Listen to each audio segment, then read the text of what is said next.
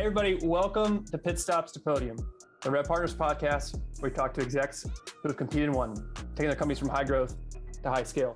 My name is Brendan Tollison. I am the co-founder and CEO of Rev Partners, and I'm delighted to have with me today Sangram Vajre from Terminus. Welcome, Sangram. Hey, Brandon. Good to be here. New year, new idea, new excitement. Yeah, this is exciting for me. This is our first podcast of the year from a recording perspective, and it's great to start with you. I'm a big fan of what you've built. For those that don't know who Sangram is the co-founder of Terminus. You are also a Wall Street Journal best-selling author, and you are also the founder of Peak Community. What did I miss? What else are you doing that our audience should be aware of? We're recording this, the first week of January right now. So our Flip My Funnel podcast just hit 999 episodes. So the 1000 episode, we're changing the name from Flip My Funnel to Move. So to me, that's the other part. Just like you, it's fun having conversations and learning every day. That's great. Well, Sangram, for those that don't know who or what Flip My Funnel is, or who Terminus is, or ABM, how about you give our audience an education, elevator pitch on who Terminus is, what ABM is, and why Flip My Funnel has been kind of that tagline for you and the brand. Sure thing. Well, I'll just give a story. That's what I love to do, is just share stories, because that hopefully will stick a lot longer than the podcast. Like when I was running marketing at Pardot back in the days through the acquisition of ExactTarget and Salesforce, I remember, Brandon, we hit every single record there was of number of downloads, ebooks, and whatnot, everything. And I and the team were feeling super excited. We thought we did something really cool. High fives. And we're now part of the Salesforce ecosystem. So we're just feeling really good. And then my head of sales partner comes in and says, Sangram, you and the team did a phenomenal job. That's awesome. Could you generate 3,000 more leads starting next month? I'm telling you, man, I just sank in my yeah, right. Like I just sank in my seat. I'm like, what about the 30,000 leads that we created last quarter? And it just made me realize that I wasn't anything better than a coin-operated lead machine. And it was a really turning point for me to think about, like, well, as a marketer, as a leader, as a business leader, people listening to this as revenue leaders, we got to really take the time to define our job and who we are. Otherwise, everybody else can define you, and it's too late to come out of it. So to me, that's really led me to the exploration of what is a better way of, as a marketer, to do what I do that shows that I drive more than lead, because I could just buy a lead machine and then go sleep for the next 30 days. Like, there has got to be more. And that took me to the route of this whole idea of Flip My Funnel and ABM, which in a nutshell is just nothing better than better marketing and sales. If you start with the best fit accounts that you want to sell to, that you think you can serve the most or the best, then you focus on them. And the better you do that, the higher conversion rate, the higher results you get. And that's really the philosophy behind account-based marketing and Flip My Funnel, and how Terminus really got started.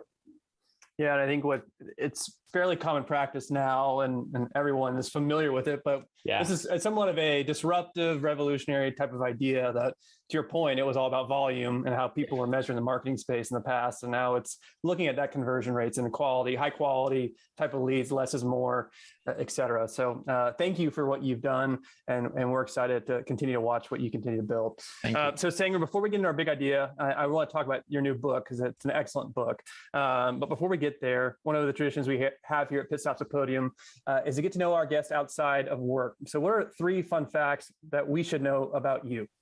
Well, I got a wife and 2 kids, which is always fun. But what's fun about that, and we talked about this before we hit record, was I started Terminus when we just had our second baby, and it wasn't the best time to do it. So there was a lot of partnership at home and a lot of negotiations at home that happened when you did that. So that was really fun in the hindsight, not during that time, may I say.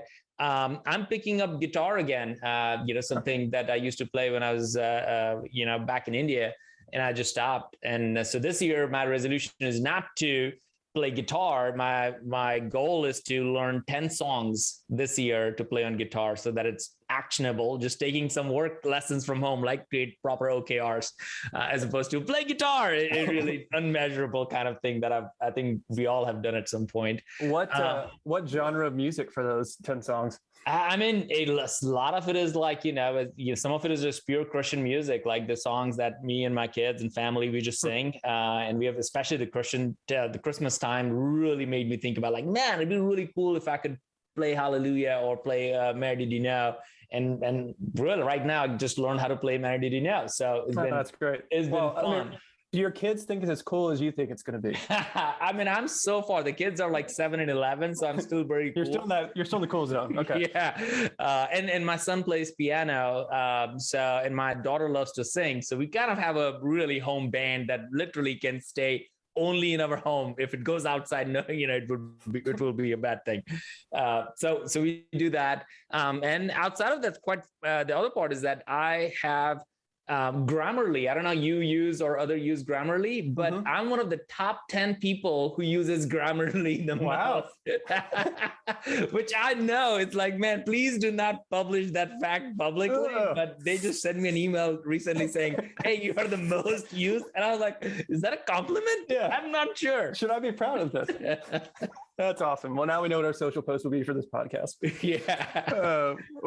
Sangram, thank you for being open about 3 fun facts about you.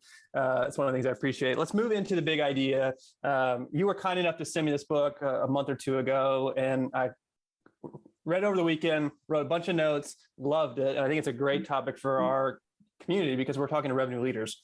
And so the title of the book is Move, the 4-question go-to-market framework. I want to talk through that book for a little bit. But before we do that, I'd love to start with what caused you to write this? What did you see in the market that said, hey, I need to write a book on it?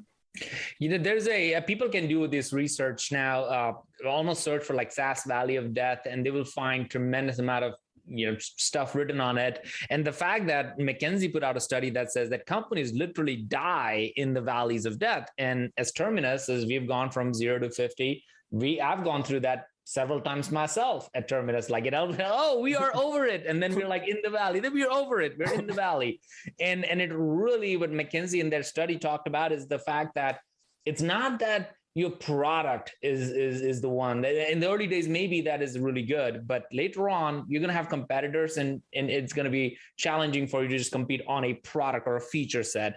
Maybe it is your brand and you have personality and everything. That's great. You can make a lot of noise, but later on, at some point, you again are going to be competing and then also be compared across the board when people start putting you in a category. So what really gets companies to go from good to great in many ways, at least from what I saw and we saw, was this idea, which is very unsexy and very untalked about in many ways, which is go to market. It's really go to market. Like, how do I go to market? How do I get in front of the right people at the right time? And if you go back and look at it, there's not a single company in the world that will say, I don't want to improve my go to market. Like, not a single company, or we got this. This is because there's just so many elements to go to market. And the more I became a student of it, the more I learned how important it is and how much I did not know about it. So this book honestly has been a fun experience for me, and the people that I got to interview to do this really enlightened me on this path. That's great. We'll get into go-to-market in a second. Actually, I'll pause. When you talk about Move also serves as an acronym. So what does Move stand for? Yeah, Move. There's all my books. This is the third book. All books are some sort of acronym. Flip My Funnel is a graphic. The last book, ABM is B2B, was team. We're target, engage, activate, measure. So I love acronyms. I love frameworks. For everybody who's listening to this, if it's not practical and if it's just inspirational, then I feel like you remember it for a day. But if it is practical, then you remember it forever and you use it. So I'm hoping that's what happens through this book. So MOVE stands for market, operations, velocity, and expansion. Really the 4 questions every company asks, no matter what stage of the business they are in, is what we discovered was, who should I market to? Today, if you're early stage, you might say, I want to market to marketers of this stage or SMB. But as you grow as a company, at some point you will say, oh, now I want to go in different markets. So you need to figure out who you market to continually and figure that part out. operations is where I think you really excel, and your organization talks about it, which is RevOps. The ability in the early days, maybe the finance ops is doing it. Maybe later on you have marketing ops or sales ops doing what they need to do. But really, the next generation of companies are going to really have RevOps. As a matter of fact, we can talk about it a little bit detail later on. I feel RevOps is the second most important role in any company. Most people don't even think about it as much. So we can share more about it. The third question is, can you repeat that for a second? Yeah. Yeah, no, I think this is people don't recognize it. And at Terminus, we went through that for 2 years ago, and continues to be the number one reason why we get to do our moves as a company, what our next move is RevOps. I mean, it's the second most important job. And I say second because if the CEOs, their job is to drive the go-to-market process. They're the owners of go-to-market. That was another big aha moment. It wasn't a marketer or a sales, it was the CEO. Because again, go-to-market is not about pitching a new product or going into a new market. It could mean M&A. It could mean creating a community. It could mean go to your decision between, do I invest in hiring a salesperson or do a partner program or going in a different location? So that all is a really big question. These are all go-to-market questions. But RevOps, so another way to think about it, Brendan, I've been talking to a bunch of CEOs and VCs around this, is that the most pivotal question that most companies ask is, hey, or especially VCs, they're notorious to ask this question. If I gave you another $100,000, where would you invest it? I hate that question, really with passion. But everybody who's listening to at some point has been asked that question, or at least wondered about that. What would I do with another 100 or $1 million, whatever? And the interesting is, it's a really fair question, but unfair if you are working in a particular silo. For example, if you're working in a sales organization, then you might say, oh, I need another salesperson. If you work in a marketing organization, you might say, I need a marketing or something like that. If you're an engineer, you might say, I need more engineers. Like, who doesn't need more engineers? But the person, the CEO, can really ask these questions and have a proper answer is the RevOps person. Because the RevOps person, literally, if they are the right person and if they are in the right place in the organization, typically reporting to the CEO or a CFO or a COO, then they will actually be looking at everything and say, you know what?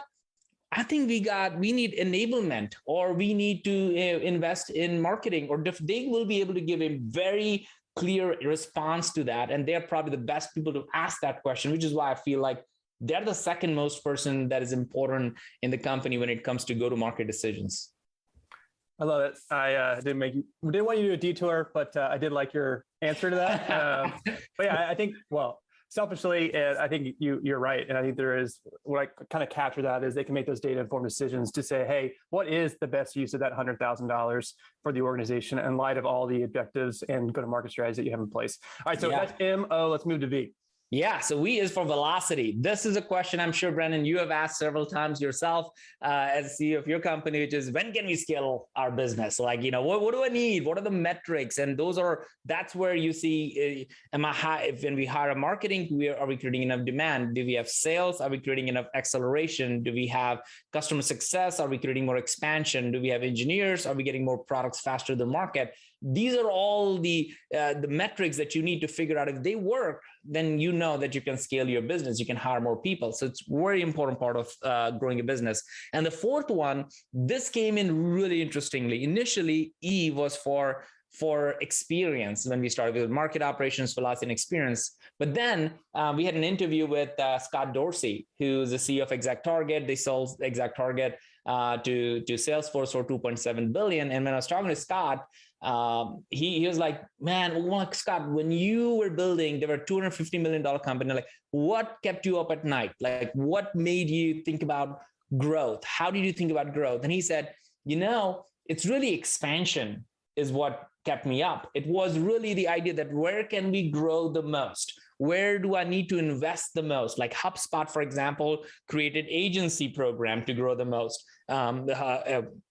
For example, ExactTarget, they started to create a much more acquisition-oriented strategy to grow the most. So every company has a different way. Like Salesforce, for example, started with Sales Cloud, and they have multiple different clouds as a way to get to multiple different personas in the company to grow. So you have to really figure out expansion at some point. So it was evolved from experience to expansion. So those are the four ones: market, operations, velocity, and expansion. And to cap it out, what's interesting, Brendan, I found out was when you look at any company of any size, the questions remain the same, but the answers to these questions will continue to change. Like early stage, for example, just using operations, early stage might be finance guy, a little bit, product market fit. You might have a marketing ops, sales ops, but a platform market fit or a company that is moving in that direction will have rev ops. So the answers in the book, we really go in length and detail that it could be different, but the questions surprisingly are the same.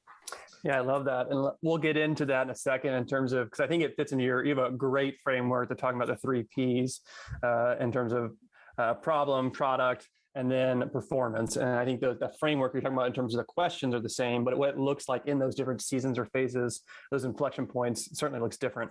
Before we get there, though, I do want to kind of take a step back. So you say you start with go-to-market. Yeah. I don't necessarily know why, but what are the 6 truths that you unpack in the book that our audience should be aware of that will then inform the tactics, if you will, within that question framework? There's the 6 truths are really, really interesting one. But since I've done like probably 100 talks since the book has come out, and I'm realizing that a better one that people would remember, because the 6 truths really have a lot, like retention is the new acquisition, the flywheel. Those are really good for people to jump in and think through those, and it takes some time to digest it. But the better way for people to remember what we're really talking about are the 5 valleys of death, kind of connecting back to it. And we mentioned that in the book a little bit, but here are the 5 valleys of death that every company is going through at least 1 or 2 of these. One is either you have created a product, so you create but can't market. You got a marketing problem. You don't know what the market is, you can't get enough at bats. Then either you can market but can't sell. That means your sale or seller's motion. So your positioning is off. You're able to get more people, but you just can't close those damn deals. Like you have that problem. Then maybe you're fine there. Then you have sell, but you can deliver. This is where sales and product have an issue. The sales is over-promising and product is under-delivering. And that leads to the next one, which is deliver but can't renew. At the end of the year, these people are saying, hey, do you like the product? Yeah, I like it, but I'm not sure if I love it. I don't know how to show ROI for it. So I don't think I can renew. And that leads to the 5th one, which is renew but can't expand. This is really where the NRR and GRR, what makes companies great are those numbers. If your net retention rate is below 100%, at some point, you're going to really get hit with a wall because you really can't grow the business as fast as you can. So create but can't market, market but can't sell, sell but can't deliver, deliver but can't renew, or renew but can't expand. These are literally those valleys where you can it's like a sinkhole. You if you don't get out of it quick enough, you will be just continue to drag below into it.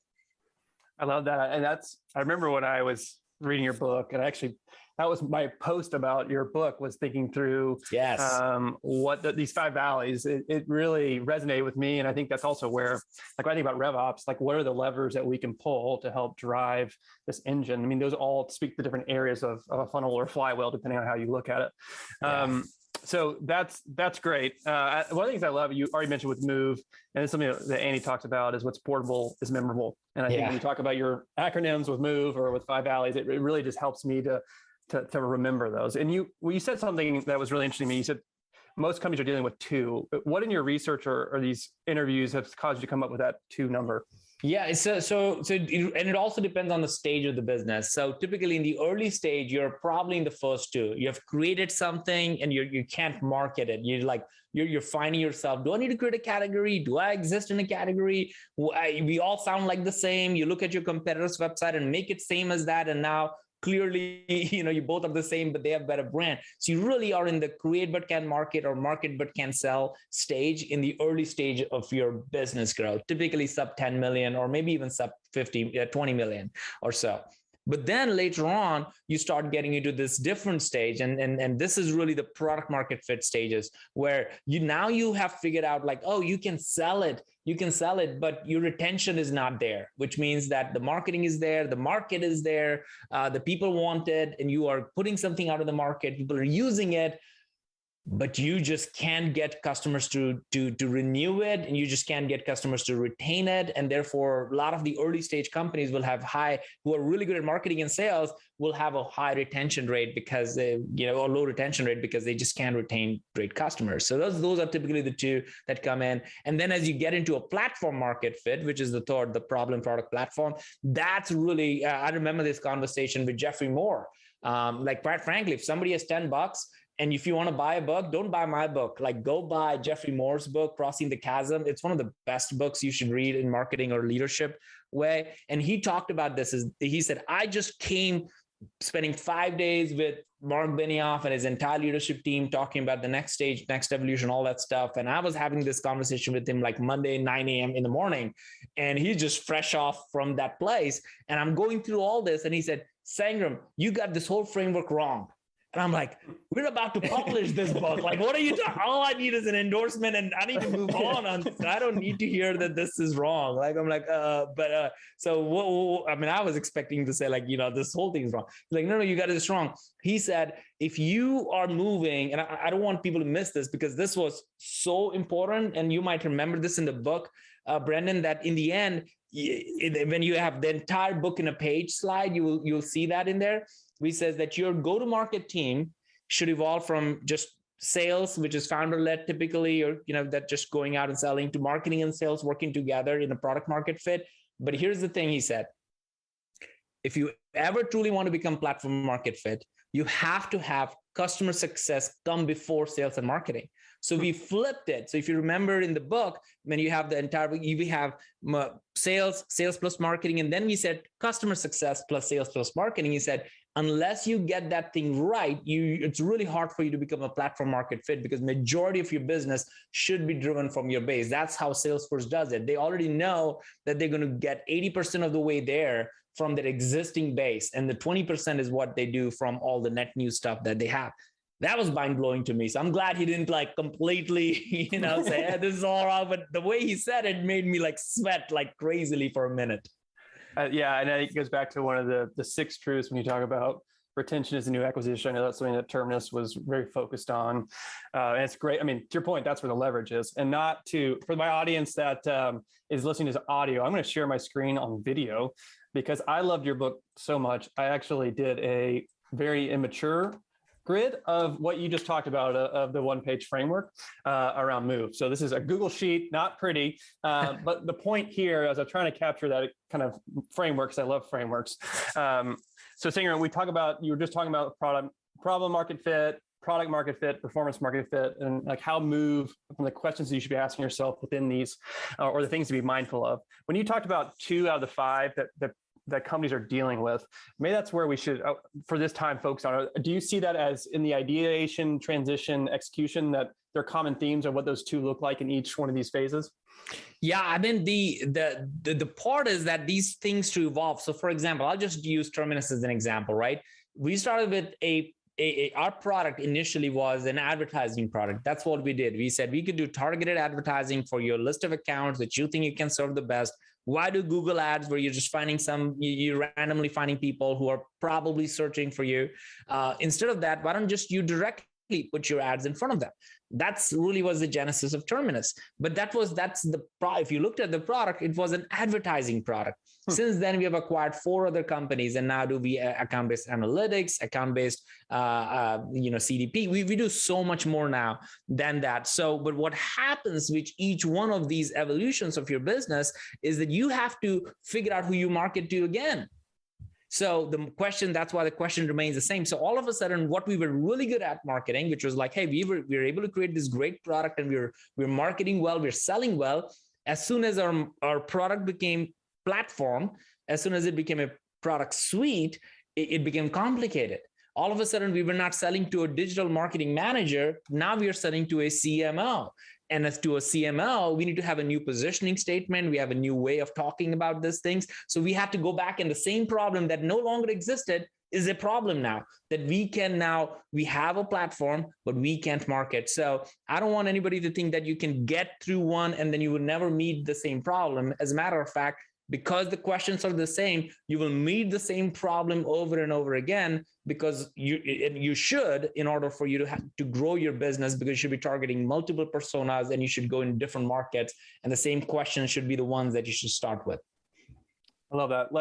Let's start a wrap up here, talking about kind of the third leg here. We talked a little bit about the six truths, or the valley, as you described. Valleys. Yeah, the valleys. Then we talked a little bit about kind of those three phases. I love to end in terms of how you drive those behaviors, meaning who are the stakeholders?